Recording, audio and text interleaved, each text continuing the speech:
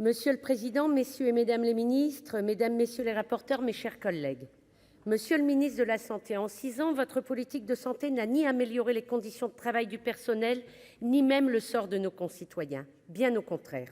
Alors oui, me direz-vous, il y a eu la crise du Covid et ses conséquences. Mais vous avez préféré faire payer au budget de la sécurité sociale les dépenses liées à la crise alors que celles-ci auraient dû être imputées sur le budget de l'État.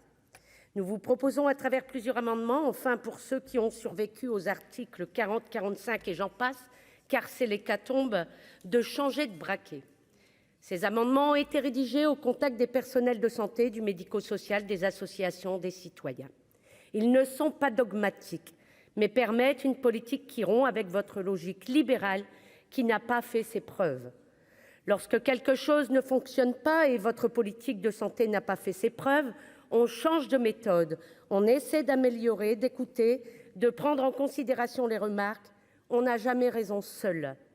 Alors, vous avez encore, si vous le souhaitez, l'occasion avec ce PLFSS 2023 de revoir votre copie. Partout dans le pays, notre système de soins craque. Les soignants manquent à l'appel, ils sont fatigués de ne pas être entendus. Nos concitoyens ont de plus en plus de mal à trouver un médecin de ville, même en cas d'urgence. Pour rappel, 6 millions de Français n'ont actuellement plus de médecin traitant. Les maires, les élus sont nombreux à tirer la sonnette d'alarme pour leur population, en urbain ou en ruralité. Nous vous proposons donc, pour pallier à l'urgence, d'augmenter les moyens des territoires, des hôpitaux. Cela passe évidemment par un budget ambitieux. Une des seules alternatives que vous nous proposez dans une course de vitesse avec la droite sénatoriale, d'ajouter une année supplémentaire aux études de médecine, celle-ci passant de 9 à 10 ans. Cette mesure s'est faite sans concertation. De plus, elle incite les internes en 9e année à aller dans les déserts médicaux à moindre coût, encadrés par un médecin senior. Mais savez-vous que la plupart des territoires manquent cruellement de médecins seniors pour encadrer ces internes? Pensez-vous réellement régler le problème de cette façon? Le comble, c'est qu'avec cette mesure d'une année supplémentaire, vous entraînez une année blanche pour l'installation de nouveaux médecins. En faisant cela, vous aggravez la situation. À l'inverse, nous vous proposons d'augmenter les moyens des universités pour former davantage de médecins chaque année. L'Ondam est lui aussi sous-évalué, fixé à 3,7 % quand l'évolution naturelle des dépenses de santé est établie à 4 % par la Commission des comptes de la sécurité sociale, soit 0,3 points de moins. Et si l'on compare cet Ondam à l'inflation qui est de 6,2, le compte n'y est pas. Au total, ce sont 1,7 milliard d'euros qui disparaissent de la santé. C'est donc un budget au rabais que vous nous présentez aujourd'hui, un budget décevant qui n'est pas à la hauteur des besoins.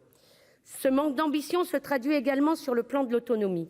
Vous mettez en avant le recrutement de 3 000 infirmiers et aides-soignantes dans les EHPAD, ce qui est largement insuffisant par rapport aux besoins estimés, notamment pour atteindre un encadrement d'un personnel, un résident. 170 millions d'euros pour recruter dans les EHPAD représentent un demi-poste de plus de 7 000 EHPAD de France, alors que les besoins sont estimés à 300 000. Ce premier PLFSS, depuis la publication du livre de Victor Castanet, Les Fossoyeurs, sur la gestion calamiteuse des EHPAD, est là aussi décevant. Le renforcement des pouvoirs d'inspection de l'Inspection générale des affaires sociales n'est à ce titre pas suffisant et nous demandons le remboursement automatique des subventions publiques indûment perçues par Orpea. Malheureusement, vous avez jeté aux orties la loi Grand Âge Autonomie, pourtant promise il y a quelques mois par votre gouvernement. Dans son rapport annuel sur le financement de la sécurité sociale, la Cour des comptes dénonce l'étatisation de la sécurité sociale via le remplacement croissant des cotisations par l'impôt. De 90 % à la fin des années 1980, la part de ces revenus issus du travail est tombée à 50 % depuis 2019. Le système de tuyauterie entre le budget de l'État et la sécurité sociale est devenu tellement multiple et complexe que la Cour des comptes appelle elle-même à y mettre fin. Dans la même veine des tours de passe-passe, le Gouvernement a inscrit dans ce projet de loi le transfert précipité du recouvrement des cotisations Agirc-Arrco vers l'Urssaf. Alors que le 21 juin 2022, le rapport de la Mecque sur l'unification du recouvrement social que nous avons fait avec mon collègue René-Paul Savary avec lequel je n'ai donc pas que des désaccords, préconisait de reporter ce transfert. Les difficultés techniques de ce transfert et les risques pour les assurés d'une perte de contrôle sur leur cotisation retraite justifient l'abandon de ce projet. D'ailleurs, l'ensemble des organisations syndicales et patronales y sont opposées. Écoutons-les. Mais le Gouvernement n'en tient pas compte et accélère à l'article 6 le transfert du recouvrement des 87 milliards d'euros de cotisations à Agirc-Arrco.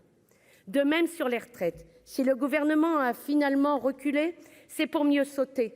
La réforme promise divise tellement que même vos alliés ont renâclé devant l'obstacle, récusant la volonté de passage en force qui est votre marque de fabrique.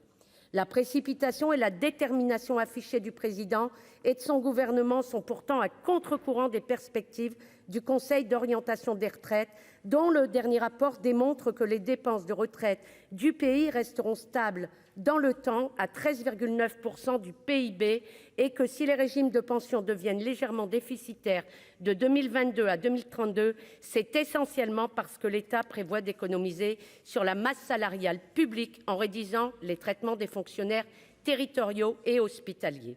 Comme chaque année, nous aurons le débat sur l'allongement de l'âge légal de la retraite au Sénat avec l'amendement du rapporteur de la branche vieillesse, René-Paul Savary, qui prévoit le report progressif de l'âge légal de départ à la retraite à 64 ans.